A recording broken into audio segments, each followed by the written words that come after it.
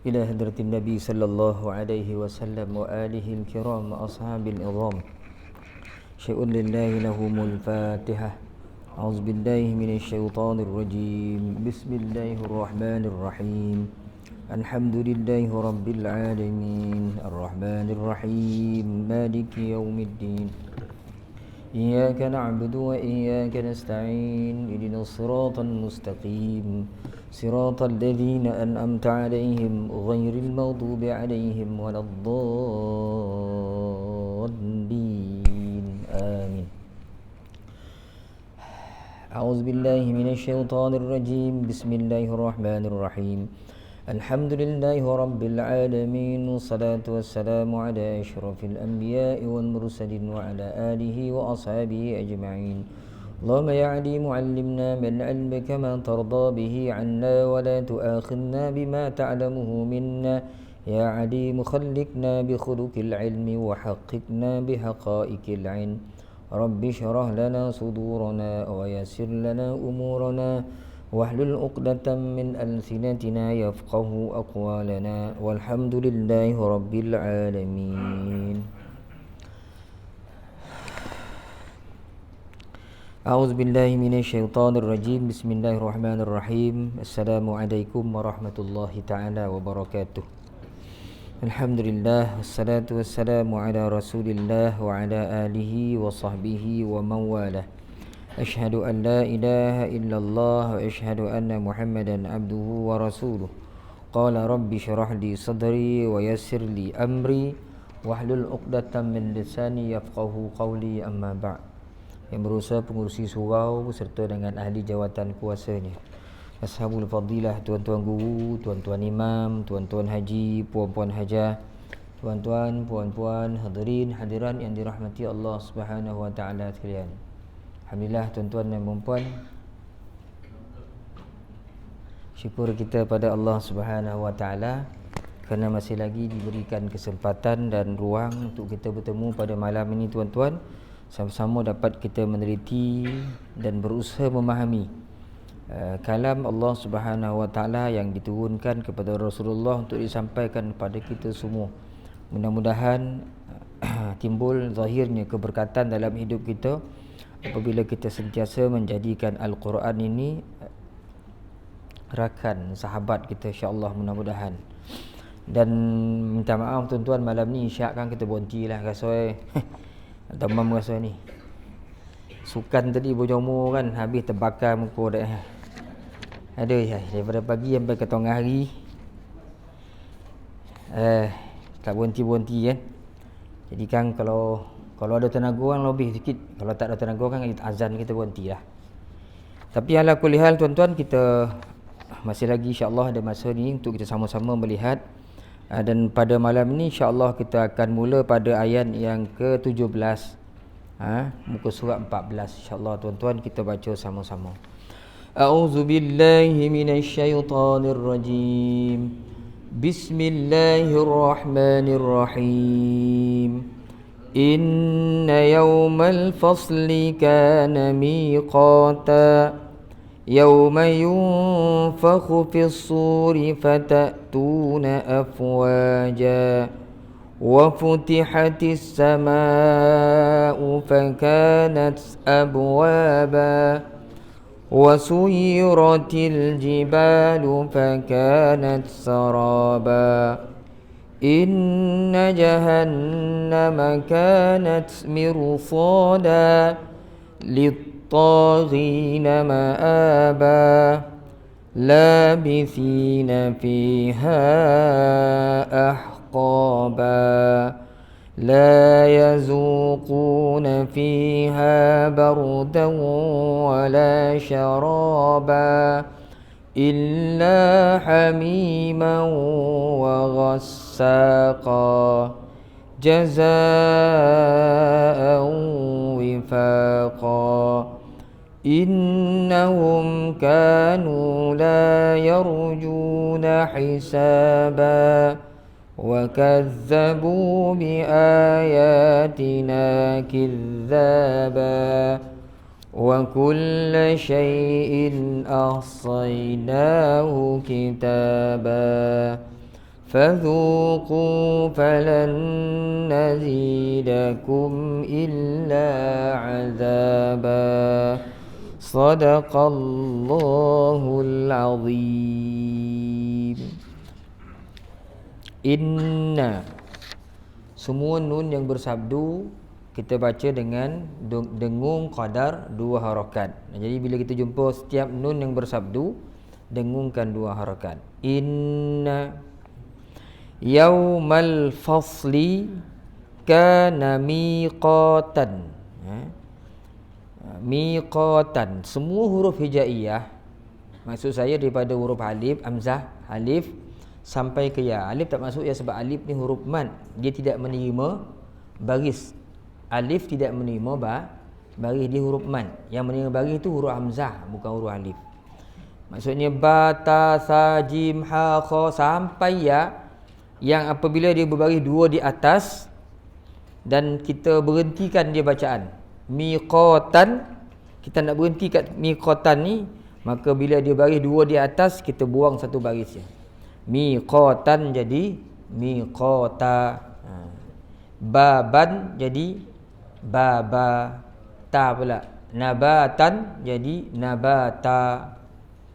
Sa sampai ya. Kecuali ta bergulung tu. Ta kan huruf ta yang bergulung, ta ada yang terbuka, yang ni ada yang bergulung. Ta yang bergulung ni kalau bagi 2 di atas, itu jangan bunyi yang ta pula. Dia akan berhenti dengan bunyi ha. Contoh akhiratan, itu akhiratan jadi akhirah. Dia tak jadi akhirata. Contohlah. Kalau kita jumpa nanti kita tengok kat sini. Tak, maksudnya tak ada kat sini ni. Kan? Jadi miqatan jadi miqata. Man'i iwad. Kemudian yauma yunfakhu, nun jumpa dengan fa. Jadi tuan-tuan, saya selalu sebut, kita baca Quran ni memang kita kena baca Quran sebab kita orang mukmin, orang Islam. Jadi baca kena betul lah. Nak baca betul, ramai tak nak baca. Ramai takut nak baca Quran ni sebab dia tak tahu hukum kata dia. Yang penting bukan nama hukum tuan-tuan. Yang penting kita baca tu betul. Kita baca tu betul. Tu sekurang-kurangnya ilmu yang sepatutnya ada, ilmu asas kepada orang yang nak baca Quran. Yunfakhu, dia tahu yang ni dengung ni, yang ni panjang ni, yang ni pendek ni. Tanyakan sebab apa dengung ni tuan? Entah Ustaz, tapi memang dengung lah ni tu dia. Kalau Ustaz ugut saya suruh kata tak dengung, tak, tetap berdengung tu. Itu kira okey lah tu. Jadi kalau kita ngaji dapat faham yang nun jumpa fa ni Ustaz ikhfa hakiki, itu lagi baguslah. Ikhfa hakiki. Kita baca dengan dengung. Yunfakhu fil suri fatatuna afwajan. Kita berhentikan jadi afwaja, sama dengan miqatan, miqata. Maka tuan-tuan jadilah bacaannya lebih kurang bunyi dia. A'udzu billahi minasyaitonir rajim. Inna yawmal fasli kana miqata. Yawma yunfakhu fis suri fatatuna afwaja. Inna yawmal fasli kana miqatan. Yawma yunfakhu fis sur. Yawma yunfakhu fis suri fatatuna afwaja. Jadi miqata ni kalau berhenti miqata. Tapi kalau kita sambung jadi idgham ma'al gunnah. Ya ni huruf idgham ma'al gunnah. Jadi dengunglah miqatai. Kalau berhenti miqata. Jadi sedikit tuan-tuan dari sudut ilmu tajwid. Jadi kita usahalah sama-sama baca Quran dengan betul, insya-Allah. Besar pahala dia. Dan kita niat sentiasa ketika kita baca Quran ni, niatlah untuk belajar. Jadi kalau salah pun tak ada masalah, kita niat nak belajar kan. Kemudian tuan-tuan, mari kita tengok sama-sama dari sudut tafsirannya. Inna, sesungguhnya yaumal fasli kana miqata. Yaumal fasli, hari keputusan, adalah suatu waktu yang ditetapkan. Yauma yunfakhu fis suri fatatuna afwaja, iaitu hari yang pada waktu itu ditiup serunai sangkakala, lalu kamu datang berombongan. wa futihatis samaa'u fakanat abwaba, dan dibukalah langit maka terdapatlah beberapa pintu. Baik tuan-tuan, kita habiskan. Wasuyiratil jibalu fakanat saraba, dan dijalankanlah, maknanya digerakkan gunung-gunung maka menjadi fatamorgana lah. Fatamorgana ni macam di tengah panas matahari, daripada kejauhan kita pandang jalan nampak macam ada air, tapi tak ada air. Orang kata itulah maksud fatamorgana. Fatamorgana ni bahasa Melayu kok, bukan? Fatamorgana macam bayang. Yakni setelah disuruh memandang kepada 9 macam kejadian alam, 2 minggu lepas kita dah bincang, tanda Allah Subhanahu Wa Taala paparkan kepada kita semua 9 bukti-bukti kehebatan kekuasaan, kita dah bincangkan. Jadi kata Ustaz Maksud Haji, setelah Allah Ta'ala suruh kita pandang 9 macam kejadian alam, diterangkannya pula di sini perkara yang mereka perselisihkan mengenai hari kiamat.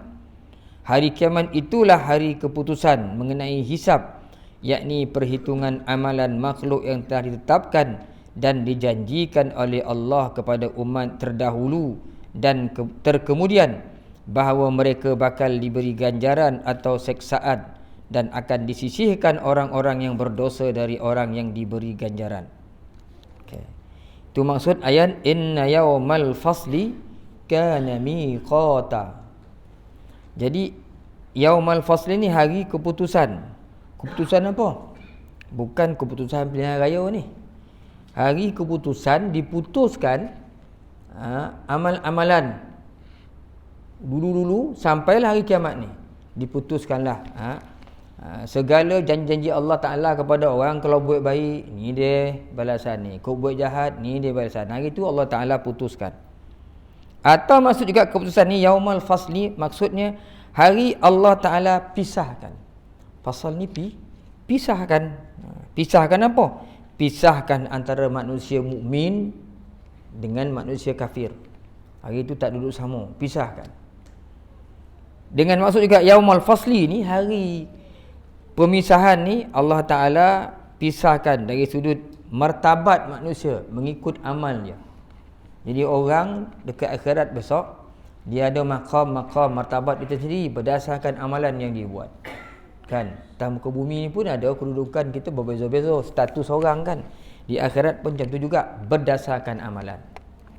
Bukan berdasarkan kedudukan hari ni. Hari ni mungkin orang melihat, orang mengkelaskan manusia ni berdasarkan mungkin kedudukan pekerjaan ni, mungkin ekonomi keuangan ni kan. Berbeza-beza. Di akhirat besok Allah Ta'ala pisahkan kita berdasarkan kepada amalan kita. Sebab itulah kita disuruh beramal selalu kan. Dan orang-orang yang beramal ini akan diberikan ganjaran yang besar oleh Allah Subhanahu Wa Ta'ala sesuai dengan amalan. Hal tujzauna illa ma kuntum ta'malun kan. Kamu tak diberi balasan oleh Allah melainkan sesuai dengan apa yang kamu buat. Man jaa bil hasanati falahu asyru amsalihha. Siapa buat satu kebaikan, ganjarannya kadang-kadang sampai 10 Tuhan gandakan. Kata Imam Qutubi dalam kitab ni, qauluhu ta'ala inna yaumal fasli kana miqata ay waqtan majma'an wa mi'adan lil awwalina wal akhirina lima wa'adallahu minal jazaa'i was thawab. Kata dia yaumul fasli ni, hari pemisahan ni ataupun hari keputusan ini, iaitu satu waktu ataupun majma'an, masa berkumpul, dan janji Allah, hari Tuhan janjikan kepada golongan terdahulu dan golongan terkemudian bagi mendapatkan apa yang dijanjikan oleh Allah berupa balasan. Balasan daripada Allah, baik buruklah, pahala, dosa.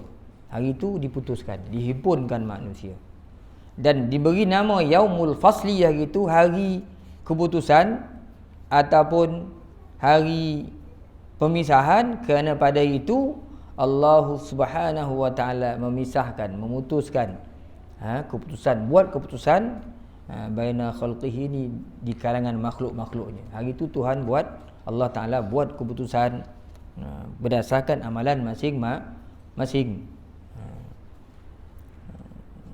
Yauma yunfakhu fis-sur fatatuna afwaja.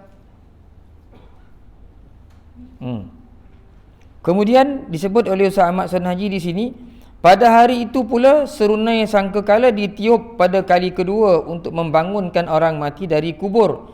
Lalu datanglah berbondong-bondong dan berombongan untuk menjalani hisab, yakni perkiraan amal, kemudian menerima pembalasan. Itu maksud ayat yauma yunfakhu fis-sur, pada hari ditiup sangkakala. Fatatun, maka kamu semua datang, afwaja, berbondong-bondong, berombongan, beramai-ramai. Hari itu bila tiup sangkakala, kan dalam kitab Tazkirah tu, bila Allah Ta'ala nak bangkitkan kita semua ruh-ruh ni dimasukkan dalam sangkakala ni, kan. Kemudian ditiup. Bila ditiup oleh Israfil sangkakala ni, maka bertebaranlah, keluarlah ruh-ruh ni mendapatkan jasad masing-masing. Dan jasad tu kata Imam Qurtubi, setelah mana diturun air ma'ul hayah, air kehidupan, macam air hujan dari langit, mengenai tulang apa panggil apa tulang tu kan, kecil tu, tulang cunungging, kita panggil tulang cunungging kan. Saya tak tahulah mana datang perkataan cunungging ni. Dari itu asalnya, jadi dia macam biji benih lah, dia akan wujudkan balik jasad kita. Allah Ta'ala rokahkan kubur, maka bangunlah kita beramai-ramai. Bangunlah kita beramai-ramai daripada muka bumi dan duduk di atas bumi yang satu bumi yang lain sifatnya. Allah Ta'ala arak kita ke mauqif, ke mahsyar, dihimpunkan kita di sana, yang Allah Ta'ala sebut dalam Quran, yauma tubaddalul ardu ghairal ard was samawati wa barazu lillahil wahidil qahhar. Hari itu ditukar bumi ini, langit ini, dan kita semua dihimpunkan di hadapan Allah yang Maha Perkasa. Masa itu kita duduk diri ramai-ramai, katanya sampai 60,000 tahun. Kalau bukanlah kerana syafaat Rasulullah SAW, sudah pasti kita berdiri cukup lama di situ, tuan-tuan dan puan. Maka kita hari itu ditiup serunai sangkakala, keluarlah ruh-ruh semua ni. Kita pun hidup balik, datanglah kita berombongan dalam keadaan tak pakai selipar, tak pakai baju, tak ada apa kan, kasut tak ada, selipar. Kita datang di hari akhirat besok seperti mana asal kejadian kita awal. Maksud dia apa? Masa mula-mula kita lahir, mana ada orang lahir pakai kasut batah, semua kaki ayam. Lahir ada baju tak? Tak ada baju, telanjang, tak berpakaian, semua macam tu sok. Maka kita dihimpunkan dalam keadaan seperti mana kita dilahirkan dulu. Yang itu Sayyidina Aisyah tanya, ya Rasulullah, tak pakai baju, jadi orang lain akan memandang orang lain. Rasulullah faham maksud Aisyah tu. Macam mana sok nampak semua dia. Rasulullah kata tak ada masa nak mikir-mikir tu, dah hari tu fikir selamat tak selamat dia. Hari tu fikir selamat tak selamat dia.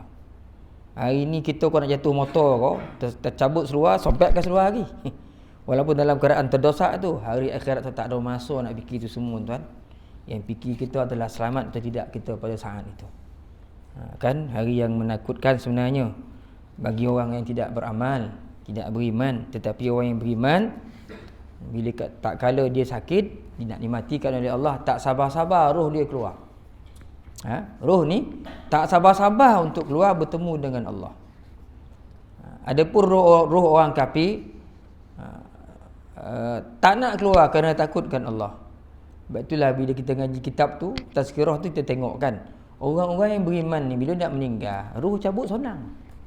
Roh tu dah bersedia, roh tu dah syauqan ilallah, ila liqa'illah, sangat asyik, sungguh-sungguh nak jumpa dengan Allah, maka dia keluar dengan mudah.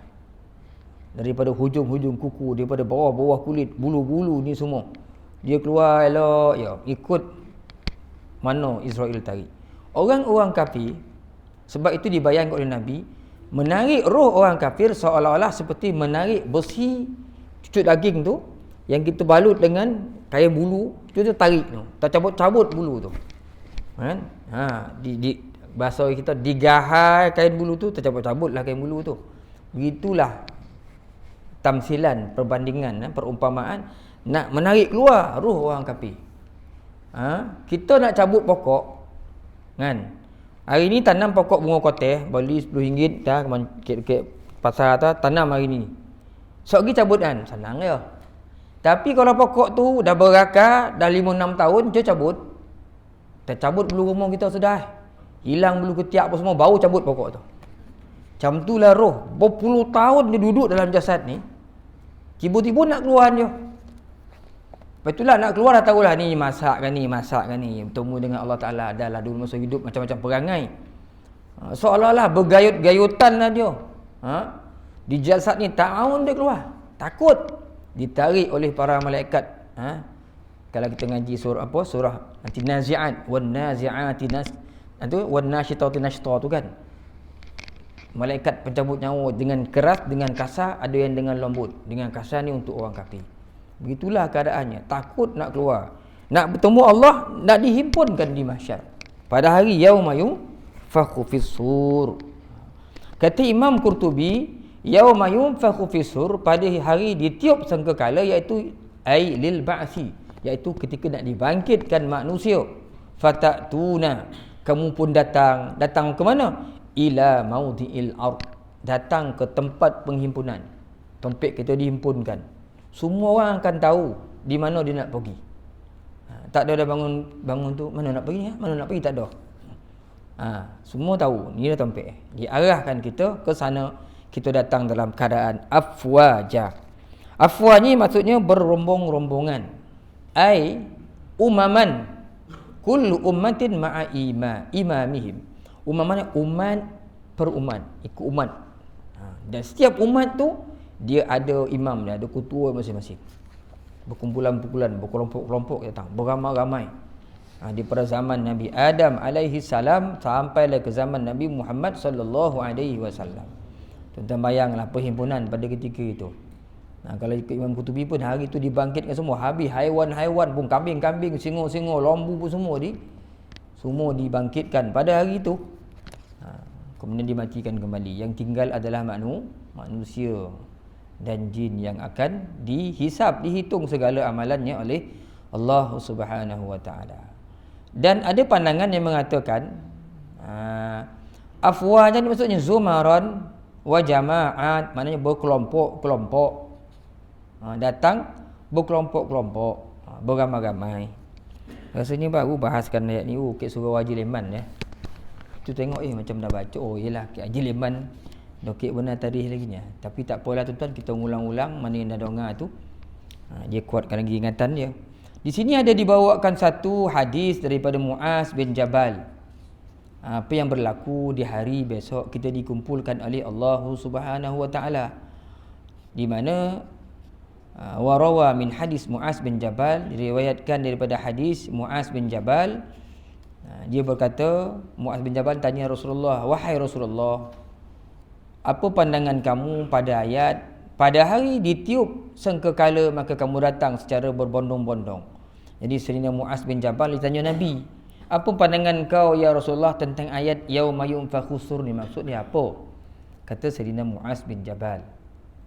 Maka Rasulullah SAW pun jawab, wahai Muaz, kata dia, kau ni dah tanya aku satu soalan yang melibatkan satu amrin azim, satu perkara yang besar kau tanya ni. Kau tanya tentang hari ditiup sangkakala, apa yang berlaku ni akan berlaku satu perkara besar, kata Rasulullah. Kemudian berdasarkan apa ditulis oleh Imam Qurtubi ni, arsala ainaihi bakian, Nabi menangislah, menalih air mata Nabi SAW. Dia pun berkata, besok di hari akhirat umat aku ni akan dihimpunkan menjadi 10 golongan. Nabi menangis tu tak pelik lah, sebab kita dah tahu sifat Nabi kan. Laqad kana lakum, bukan itu apa ayat tu yang ada 3 sifat tu. Rasulullah salah satu daripadanya dia nak umat ini sentiasa baik. Dia nak umat ini sentiasa baik, dan kalau boleh tak nak ada bondo yang menyusahkan umat dia. Itu sifat Rasulullah SAW. Sebab itu bila Sayyidina Muaz tanya, dia dah terbayang dah, besok kata di akhirat umat aku ni bagi kepada 10 bahagian, 10 kelompok, 10 golongan. Kan saya selalu sebut dalam kitab Barul Mazi ada dibahaskan, disebut oleh Imam Tirmizi, bila besok umat Muhammad ni diangkut, diharap ke setiap tempat. Rasulullah ada. Dia tengok, ya macam mana umat aku ni, kata dia. Tengok kan. Sampai disebut dalam sebuah hadis oleh Imam Turmuzi tu, Abu Isa At-Turmuzi tu dalam kitab Bahrul Mazi.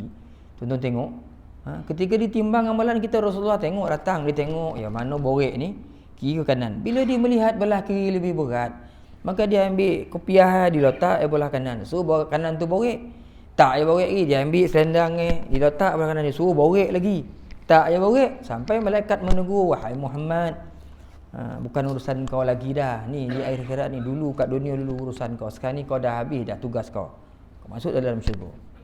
Menangis Rasulullah sallallahu alaihi wasallam sebab sayangkan umat dia. Tapi umat akhir zaman ni, dia tak ingat Nabi akan bakal memberi syafaat kepada dia. Tak kena dia Rasulullah, tak nak dia, nak salawat pun tak nak dia. Daripada bersalawat, bila baik dia penyanyi Hambiul punya Korea tu. Dahlah biul budak suka nyanyi lagu tu. Lagu Hambiul tu dia boleh nyanyi. Korang tu tengok. Salawat Nabi payah. Padahal ni Nabi lah siap menunggu kita. Siap tompek Nabi tunggu kita, nak selamatkan kita. Tapi umat ni nak bersalawat cukup payah. Sekali pun lepas sembahyang, kau dapat istiqamah pun lepas sembahyang 3 kali salawat. Macam 3 salawat kan. Okey lah. Ataupun tu LOS lepas solat fardu kita salawat ramai-ramai. Sekali pun cukup. Dia tahu kita sibuk macam-macam urusan, ada komitmen masing-masing. Paling tidak pun pada saat kita ibadah, apalah salah kan. Setiap kali lepas itu ibadah, selawatlah kita pada Rasulullah sallallahu alaihi wasallam. Mudah-mudahan menambahkan keberkatan dalam kehidupan kita. Jadi 10 golongan dihimpunkan, dan mayyazahumullahu taala min jama'atil muslimin. 10 orang ni diasingkan, dibezakan, dipisahkan daripada jamaah orang muslimin. Dia orang Islam tapi dipisahkan daripada golongan muslimin. Sebab apa ni? Adalah masalah ini. Maka Rasulullah SAW sebut lagi, dahlah dipisahkan daripada golongan orang beriman dan ditukar pula bentuk mereka. Bentuk mereka ni ditukar. Satu ditukar, di kalangan mereka ada yang tukar menjadi kora. Faminhum ala suratil qirdah. Ada yang bertukar, ada yang diubah wajah mereka menjadi kera. Pertama. Yang kedua, ada sebahagian mereka, kata Rasulullah, diubah ala suratil khanazir, jadi babi.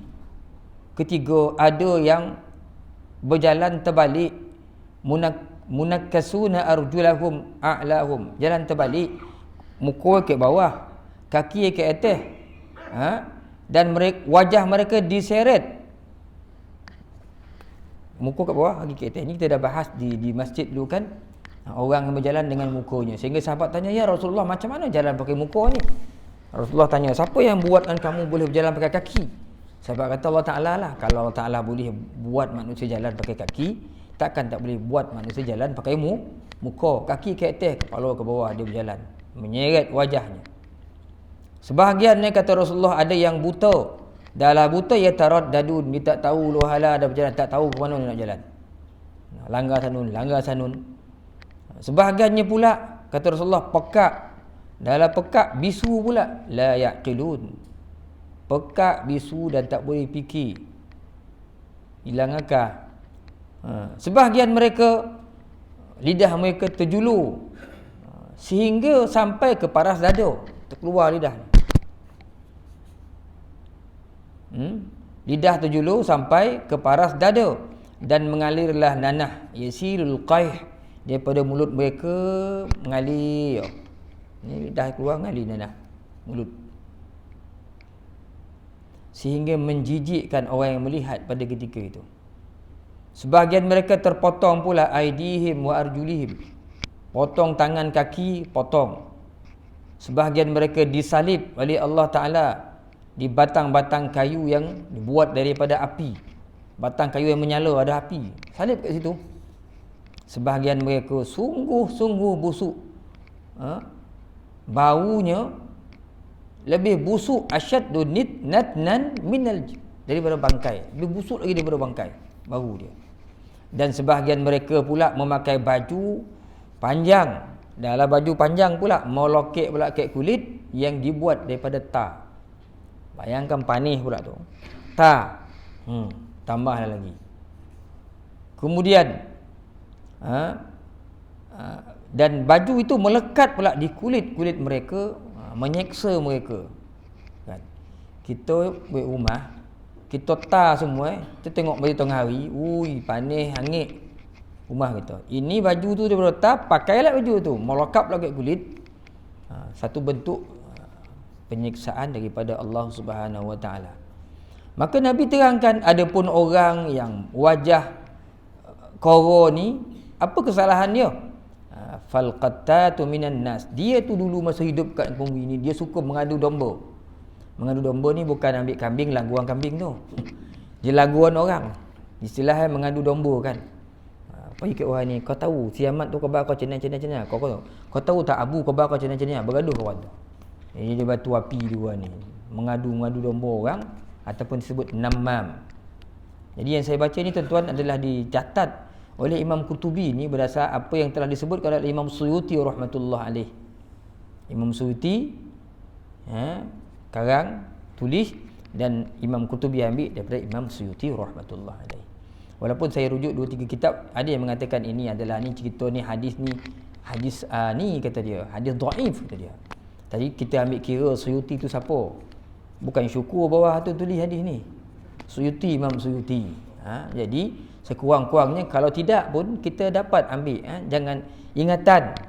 Jangan buat benda-benda yang buruk ni, kerana benda-benda buruk ni bila kita buat di akhirat sifatnya adalah lebih memburukkan kita. In ahsantum li anfusikum kan, wa in asatum falaha, kita sebut pagi tadi. Kau buat baik kata Allah Taala, kamu buat baik tu untuk diri kamu sendiri. Kalau kamu buat buruk, besok kamu dapat keburukan. Kamu akan dapat keburukan.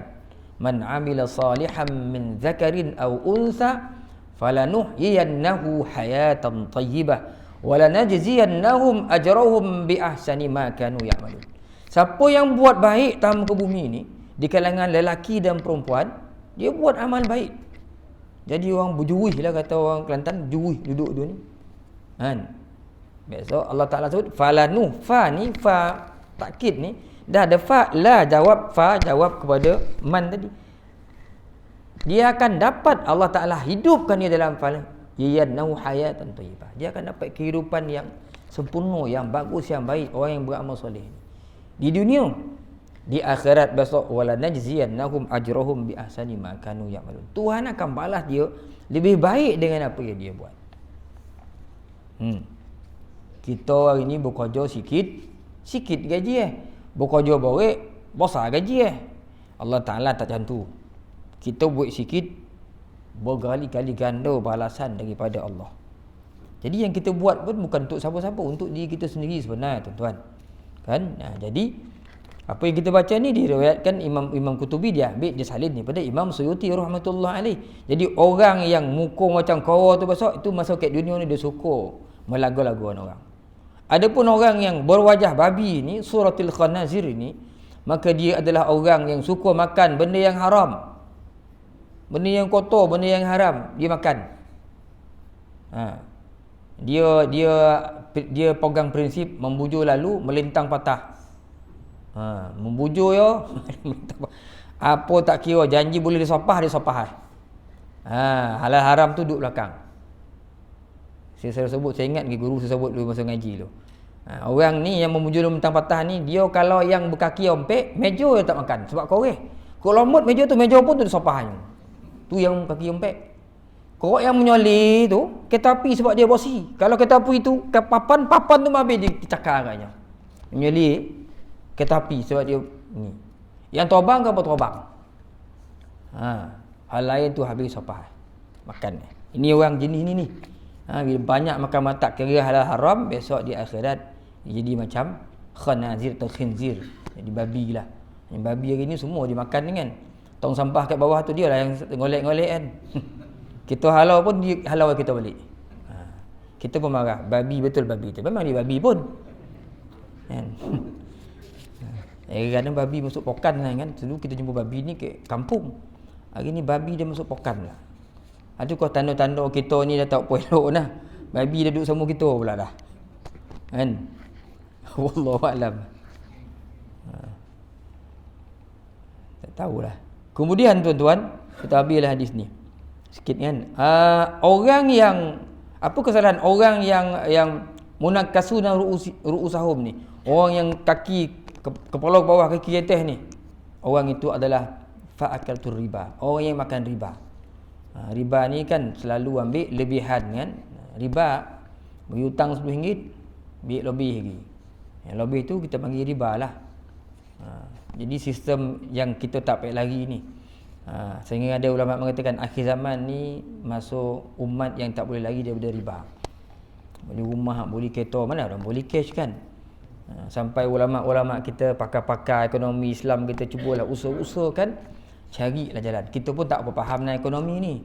Kan ambil ekonomi manjang belajar prinsip akaun manjang tak imbang ya kira-kira Ekonomi ni tak lulus ya kan. Jadi kita ada pakar-pakar, kita ikutlah pendapat pakar-pakar tu. Untuk meminimalkan kesalahan-kesalahan. Sebab tu banyak-banyaklah kita taubat, minta ampun pada Allah Subhanahu Wa Taala kan. Urusan dunia banyak keperluan-keperluan kita tuan-tuan. Nak sampai hari ni kan barang pun dah mahal apa segala-gala, kita takut kita terjebak dengan riba ni. Jadi orang makan riba ni itulah balasannya. Masuk kaki kepala ke bawah, kaki ke atas. Orang yang buta kata Rasulullah, iaitu orang yang melanggar hukum. Kita hidup ni ke hukum tuan. Tu dah bunyi tu. Saya janji nak berhenti yang kita habis hadisnya tuan. Kan tergantung kan. Orang yang melanggar hukum, orang buta ni. Hidup atas muka bumi ni ada undang-undang. Mana ada hidup tuan nak hidup kat mana yang tak ada undang-undang? Dalam hutan pun ada undang-undang kau ikut kan. Ada raja ada sistem sendirilah. Kita atas muka bumi ni pun ada sistem.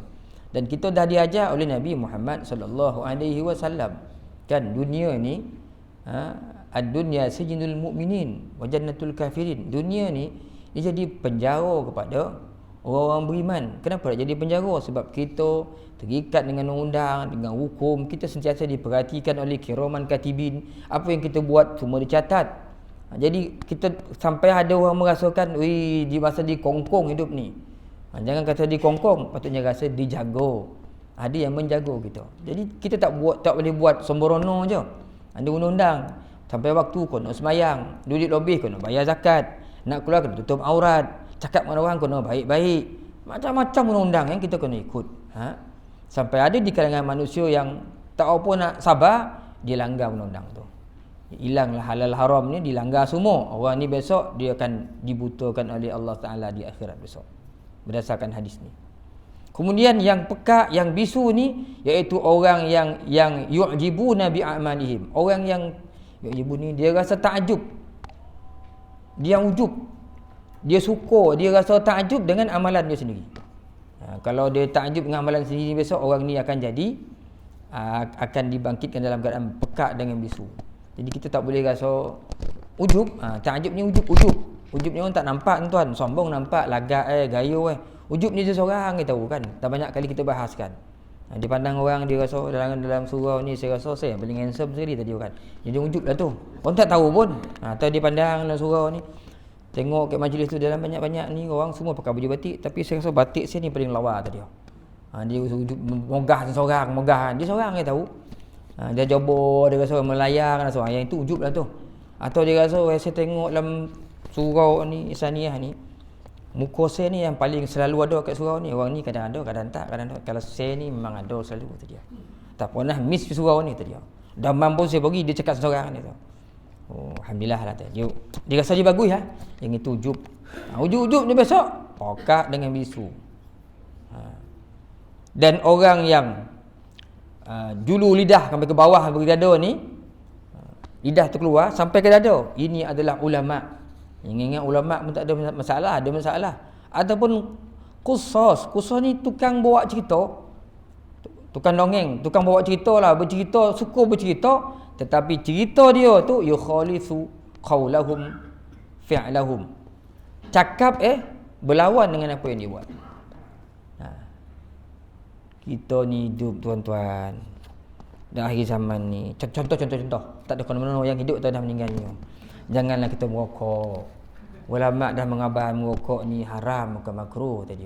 Dia kat rumah, kat luar tak merokok, kat rumah hari bawa batang-batang tu. Dia suruh orang semayang, dia tak semayang. Suruh orang puasa, dia tak puasa.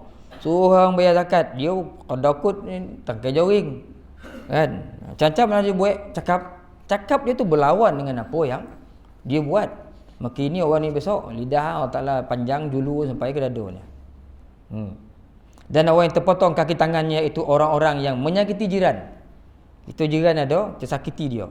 Jiran ni bukan jiran mukmin atau muslim. Jiran termasuk orang-orang yang India atau Cina yang dia adalah dalam status dia kafir zimmi. Kafir zimmi ni maknanya duduk sama orang kita, dia tak pernah berajat nak bunuh kita kok. Nak menghalang kita kok. Dia sama dengan kita. Kan petang-petang kita buat dengan dia. Kan? Kita pergi kedai dia pergi kedai kita. Kan? Dia kafir zimmi, dia tak ada niat nak perang dengan kita. Pun itu orang itu pun tak boleh kita sakiti. Jiran-jiran dia memang tak ada hak agama, tapi dia ada hak jiran. Tu baik agama kita ni, jiran pun ada hak. Walaupun dia India, Cina, kita kena hormati dia. Sebab dia juga adalah manusia yang Tuhan ciptakan. Dia bukan datang daripada planet lain yang diciptakan oleh Tuhan-Tuhan yang lain. Tak, dia daripada Allah Subhanahu Wa Taala kewujudannya. Kau tanya tak ada orang yang nak lahir kafir. Tapi itulah takdir Allah. Kita alhamdulillah lahir Islam. Jadi berbaiklah dengan jiran kita dan kita wajib menyampaikan dakwah agama ni. Kok jiran kita tu Cina, India. Kena cakap. Paling tidak pun usik-usik dia sikit. Gurau dengan dia. Jom pergi suruh sini kan. Mana tu? Itu tempat orang semayang lah teh. Saya semayang rumah sajalah teh. Kan gurau sikit lama-lama tuan-tuan. Saya ada pengalaman dulu lah masa tingkatan 5 tu. Budak India memang pemabuk betul. Kan dulu kita kat Gemonci dulu ikut apa ni, ustaz kita ramai yang Habib dulu kan, ikut sehingga budak India ni lama-lama pujuk cakap bawa dengan dia masuk Islam tuan. Masuk Islam tu.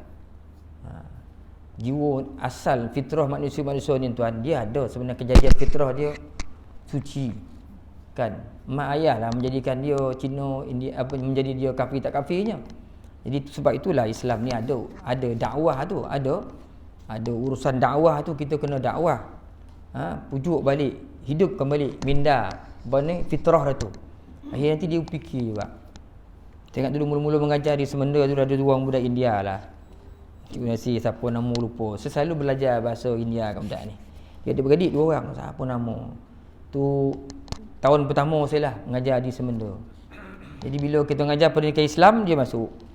Mengajar pendidikan Islam, dia masuk. Sekarang kamu pendidikan moral ataupun kamu boleh duduk dekat pustakaan. Ini pendidikan Islam untuk orang Islam saja. Dia kata saya mau dengar cerita lah ustaz tadi. Dan kita baik-baik dengan dia dengan cerita kan. Dia pun dengar cerita Sayyidina Abu Bakar, Sayyidina Umar, kan berakhlak kan, cerita Mambazi. Lepas tu berhenti sekolah. Sebulan tu berhenti. Saya mana pergi budak ni? Tanya. Tu Wan ni berhenti di syarah haiwan ni. Sebab apa? Kita cerita bab Mambazi kan, benda tak faedah Mambazi ni. Dia semayang kan pecah-pecah kelapa tu. Kan ni pecah kelapa tengah jalan tu. Isyarah haiwan ni. Daripada kita pecah-pecah sini buang baik kupas masuk masak boleh makan teh. Kata Wan ni Mambazi. Bangilah Wan ni cerita kat Wan yang senang Abu Bakar, senang Umar. Itu ustaz cerita Sayyidina Abu Bakar ini macam bagus itu orang kata dia. Siapa itu Abu Bakar? Itulah yang ustaz cerita tu. Lama-lama saya yang kena tahun pertama kan. Kita tak ada pengalaman rupa isu agama ni masalah kan. Kena pindahan 2 orang. Dia tak adalah pujuk tak adalah masa tu rasa nak bawa tukar agama orang, tak ada, orang budak-budak. Tapi itulah. Kadang-kadang prejudisnya orang lah pada agama tu. Seolah agama Islam ni agama kan. Jadi bila dengar maknanya boleh tu dah. Dia dengar lama akhirnya terpengaruh dia. Kan? Dengar terpengaruh. Begitu jugalah di tempat-tempat lain. Dia berkirakan ada seorang Cina, dia tak ada Tuhan. Ni pegang pahaman Tuhan tak ada. Saya hantar motor pernah burak dengan dia. You apa you punya pandangan you punya orang sama bangsa you semayang itu, angkat itu Pagi-pagi ni letak buah limau. Dia kata apa? Itu bodoh punya kerja lah, kata dia. Ke bodoh siapa kau bodoh tu? Ya letak limau situ busuk-busuk, siapa mau makan, kata dia. You kupas, you makan tu, takak dapat rasa, perut kenyang, kata dia. You buat-buat sini habis masa you buka kedai awal lah, nanti orang boleh datang awal you punya kedai, kata dia.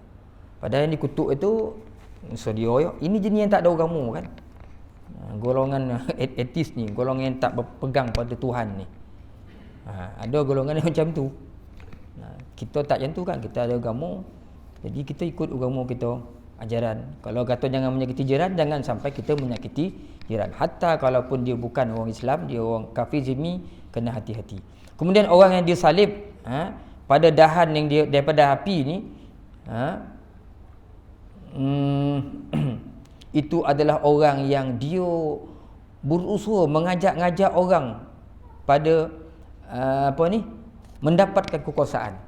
Jadi perkataan fasa'atu bin nasi ila sultan ni, saya pun mencari-cari maksud apa. Mungkin orang yang cuba merampas kekuasaan sebagainya dengan cara yang tidak betul lah. Tarik orang, asal orang, suruh orang kan, nak dapatkan kekuasaan yang sepatutnya tak layak untuk dia pegang. Kemungkinan itu maksud dia fasa'ah ni. Sebab sa'ah ni asalnya mana orang yang suruh, sungguh-sungguh ya, dia bawa manusia untuk ambil, cari kekuasaan, cari kelebihan. Kan berkuasa ni memang seronok, tapi tanggungjawab itu konolah jalanan kan. Kemudian orang yang busuk, lebih busuk daripada bangkai ni, iaitu orang yang mengikuti keseronokan syahwat. Dia ikut apa yang syahwat dia suka, dia ikut. Maka orang ni besok dia lebih busuk daripada bangkai. Dan orang yang busuk ni juga iaitu orang yang mengikuti kemahuan nafsunya, dan dia juga menegah hak-hak Allah daripada hartanya. Maknanya pada harta yang Allah Ta'ala kurniakan kat dia tu ada hak.